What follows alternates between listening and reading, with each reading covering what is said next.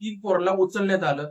त्या तीन पोरांची नावं आहेत शुभम, अंकुश, पुष्पराज व त्यांचे दोन मित्र आहेत, जे दोन फरार आहेत.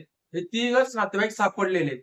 मित्रांनो बघा, हे तिघे नातेवाईकांनी ती एक प्रकारे बहीणच लागत होती लांबची, तिच्या बरोबर तिने बलात्कार केला. बघा, तर घटना घडलेली आहे. पोलिसांच्या म्हणण्यानुसार आरोपीने म्हणजे महिलेने कंप्लेंट दाखल केली की 15 दिवसापूर्वी म्हणजे घटना घडलेली आहे. 15 जानेवारी रोजी तिच्यावर बलात्कार करण्यात आला आणि त्यानंतर त्यानंतर तिला घरी सोडण्यात आलं. घरी सोडण्यात आल्याच्या नंतर पोलिसांच्या म्हणण्यानुसार ती महिलेने सांगितले की 15 जानेवारी रोजी मी घरातून बाहेर निघले, मला ते रस्त्यामध्ये भेटले. त्या रस्त्यावर भेटल्याच्या नंतर माझी विचारपूस केली.